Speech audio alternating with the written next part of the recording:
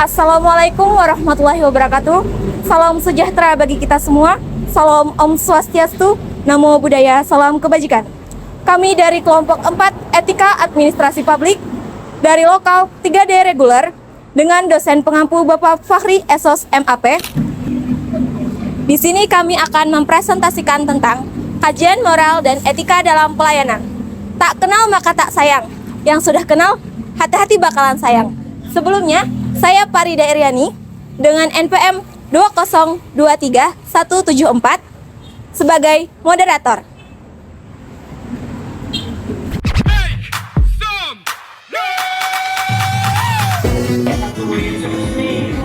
Nama saya Muhammad Hussein Azmi, NPM 2023494. Nama saya Isma Nadira dengan NPM 2023180. Nama saya Heta Aziza dengan NPM 2023179. Saya Muhammad Arsyad dengan NPM 2023189. Saya Ratmiliati, NPM 2023205. Saya Jessia, NPM 2023181. Saya Aisyah, NPM 2023167. Saya Salwa Maulida, NPM 2023210. Nama saya Muhammad Latif Nabiah, NPM 2023191. Nah, udah kenal kan dengan anggota kelompok 4? Selanjutnya pemaparan materi dari kelompok kami. Apa itu moral dan etika? Moral adalah nilai baik dan buruk yang membimbing perilaku manusia.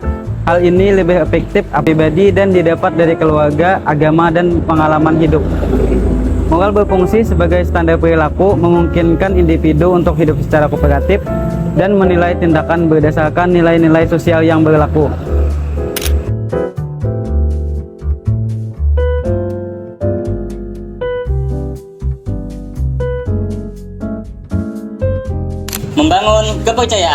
Membangun kepercayaan dalam pelayanan sangat penting karena berfungsi sebagai hubungan jangka panjang antara instansi dan pelanggan.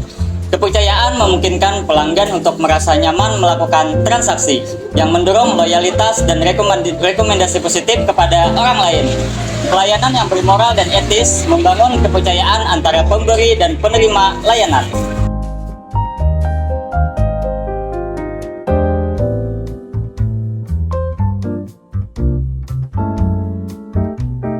Meningkatkan kualitas pelayanan. Meningkatkan kualitas pelayanan sangat penting karena berpengaruh langsung terhadap kepuasan pelanggan dan loyalitas. Kualitas pelayanan yang baik juga mencerminkan transparansi dan akuntabilitas yang membangun kepercayaan masyarakat terhadap penyedia layanan. Tidak hanya tentang efisiensi, tetapi juga tentang keadilan, empati, dan respect. Meningkatkan kualitas pelayanan juga merupakan investasi yang sangat berharga bagi setiap bisnis atau organisasi. Alasan kenapa meningkatkan kualitas pelayanan sangat penting yaitu karena kepuasan pelanggan, loyalitas pelanggan, ulasan positif, dan diferensiasi dari pesaing.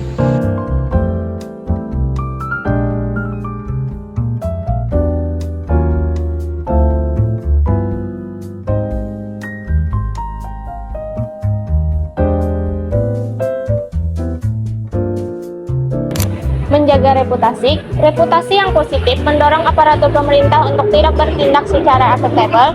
Selain itu, reputasi yang baik juga menciptakan kepercayaan antara pemerintah dan masyarakat.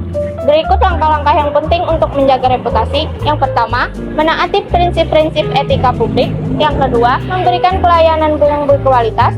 Yang ketiga, menghindari penyalahgunaan kekuasaan. Yang keempat, menegakkan transparansi dalam proses administrasi. Kelima, membudayakan kejujuran dan keterbukaan. Keenam, membentuk sistem pengawasan yang efektif. Ketujuh, mengembangkan kompetensi aparatur. Delapan, mengutamakan kepentingan publik.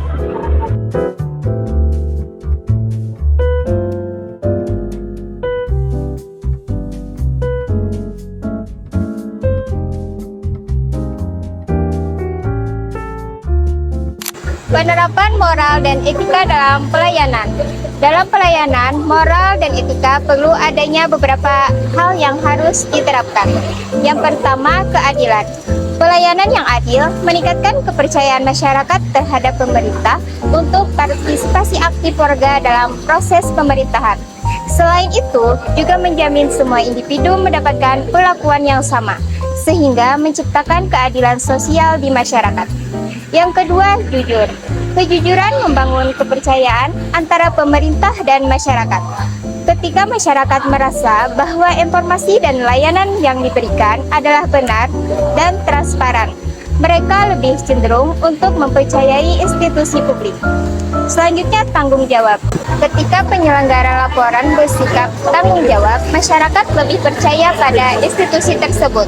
Sikap tanggung jawab juga memotivasi aparatur sipil negara atau ASN untuk bekerja secara profesional dan bertanggung jawab atas tindakan mereka. Sikap tanggung jawab merupakan fondasi dari pelayanan yang baik.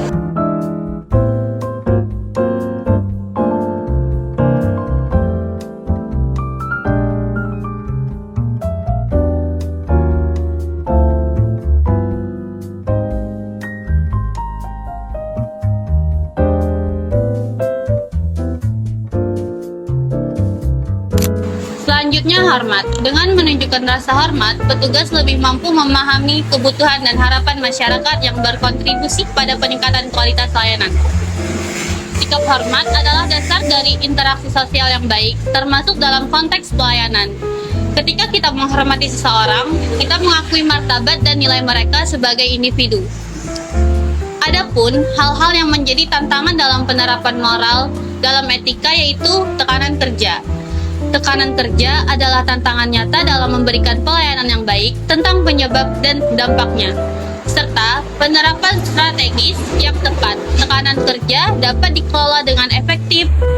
Instansi juga perlu memberikan dukungan yang cukup kepada karyawan untuk mengatasi tekanan kerja, seperti melakukan pelatihan manajemen stres dan lingkungan kerja yang kondusif.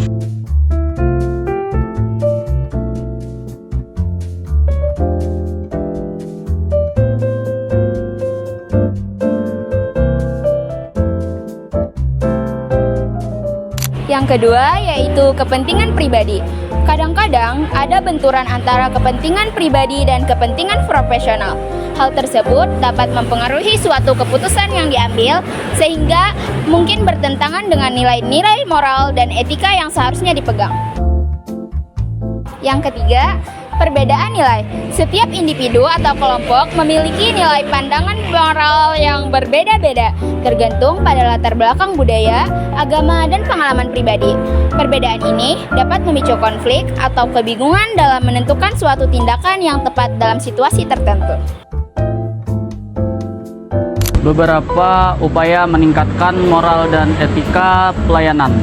Yang pertama, pendidikan dan pelatihan. Pendidikan dan pelatihan memberikan karyawan pengetahuan yang lebih mendalam tentang produk atau jasa yang mereka tawarkan. Dengan demikian, mereka dapat memberikan informasi yang lebih akurat dan menjawab pertanyaan pelanggan dengan baik. Selain itu, juga dapat meningkatkan keterampilan karyawan dalam menangani berbagai situasi, seperti menangani keluhan pelanggan, menyelesaikan masalah, atau menggunakan peralatan baru. Yang kedua, kode etik. Kode etik menetapkan standar dan pedoman perilaku bagi penyelenggara layanan, memastikan bahwa semua individu diperlakukan dengan adil dan konsisten. Kode etik memberikan standar yang jelas tentang bagaimana pelayanan seharusnya diberikan.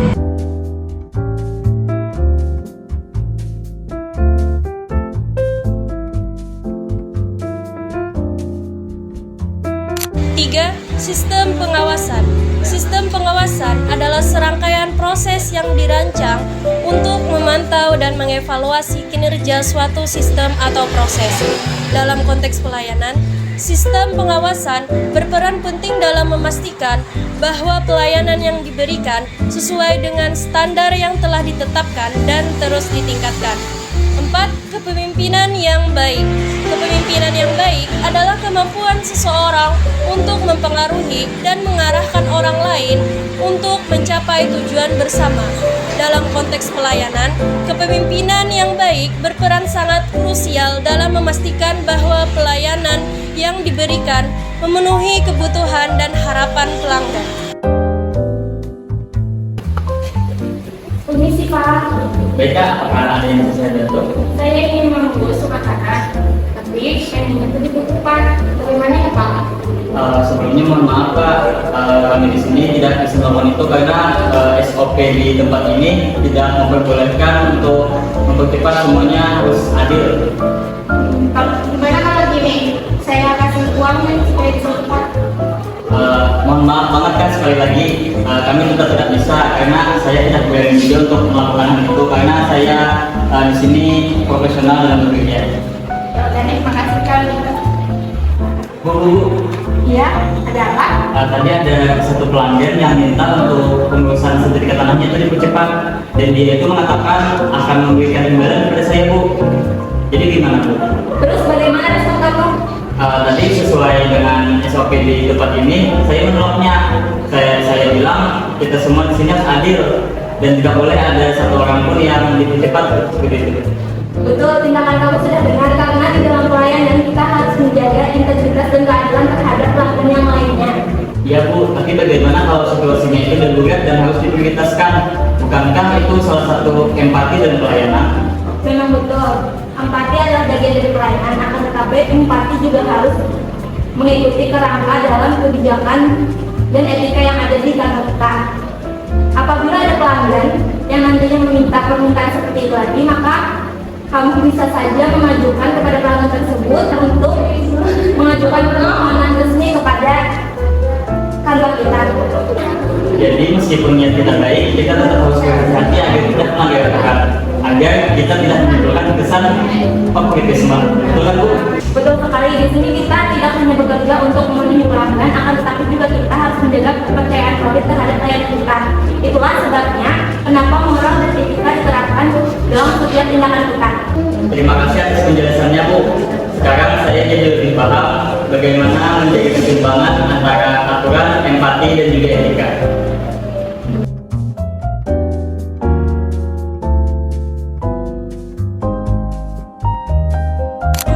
Kesimpulan dari presentasi kelompok kami, kajian moral dan etika dalam implementasi pelayanan publik sangat penting untuk meningkatkan kualitas layanan. Etika berfungsi sebagai landasan bagi aparatur pemerintah untuk bertindak adil, transparan, dan akuntabel. Pelanggaran etika seperti diskriminasi dan pungutan liar sering terjadi akibat kurangnya pemahaman dan penerapan kode etik. Oleh karena itu, diperlukan regulasi yang jelas dan sosialisasi tentang nilai-nilai etika dalam pelayanan untuk memastikan bahwa kepentingan masyarakat diutamakan. Implementasi etika yang baik dapat meningkatkan kepuasan publik dan kepercayaan terhadap pemerintah. Penerapan etika bukan hanya sekedar formalitas, tetapi merupakan kebutuhan mendasar untuk mencapai tujuan pelayanan publik yang efektif dan efisien. Behind the scan. Ya, beginilah mereka untuk men-tag video.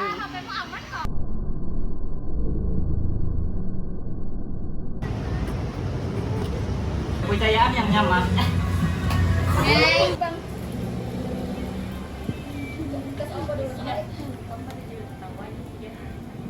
Belum. 3, 2. Kenapa tahu kali kira 3, 2, 1.